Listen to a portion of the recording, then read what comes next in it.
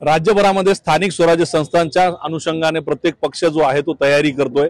परभणीमध्ये भाजपकडून आज जिल्ह्यातील नगरपालिका असतील, जिल्हा परिषद असेल, पंचायत समिती असेल, या सर्वच बाबतीमध्ये पदाधिकाऱ्यांच्या बैठका घेण्यात आल्या।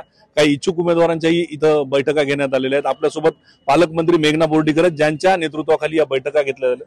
दीदी, काय वाटतंय, एकूण कशी परिस्थिती आहे आणि आज कशा पद्धतीने या बैठका पार पडल्या? काही दिवसांपूर्वी आमचे मुख्यमंत्री आदरणीय देवेंद्र फडणवीस साहेब यांनी विभाग वाईज काही जिल्ह्याची परिस्थिती ह्याचा आढावा घेतला होता आणि त्यांच्या सूचनेप्रमाणे की तालुका, जिल्हा, नगर परिषद आणि महानगरपालिका, जिल्हा परिषदांमध्ये काय स्थानिक लोकांची आमच्या भारतीय जनता पार्टीच्या सहकार्यांची इच्छा काय आहे, कशी तयारी आहे, स्वबळावर लढायचं आहे का युतीमध्ये लढायचं, या सगळ्याचा आढावा घेण्यासाठी आजच्या बैठका। काय सूर होता सगळ्या पदाधिकाऱ्यांचा? स्वबळावर लढायचंय का महायुतीमध्ये लढायचं?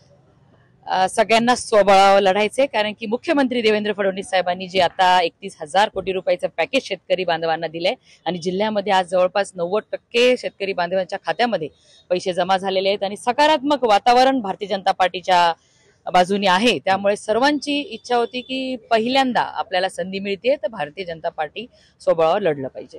कुठल्या निवडणुका, मग जिल्हा परिषद असेल, नगरपालिका असेल, सगळ्यात निवडणुका? सगळ्यात जेवढे आम्ही आढावा घेतला आज गंगाखेड, पूर्णा, मानवत, पाथरी आणि सोनपेठ सर्वांनी तशीच इच्छा व्यक्त केलेली आहे। मला जी माहिती मिळाली आहे त्या अनुषंगाने जिल्हा परिषदचे पण आपले 40-45 उमेदवार रेडी आहेत।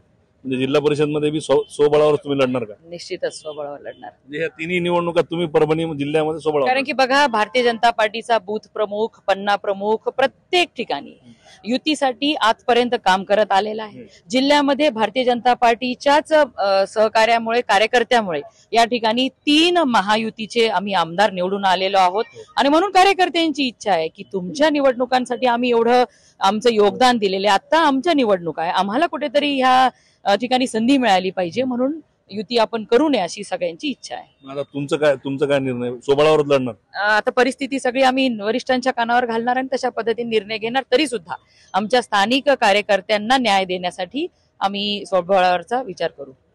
पालकमंत्री मेघना बोर्डीकर यांनी स्पष्ट केले की परभणी जिल्ह्यामध्ये जे काही स्वबळावर निवडणुका लढवणार। Camera person Venkatesh, Pankaj Kshirsagar, ABP Majha, Parbhani.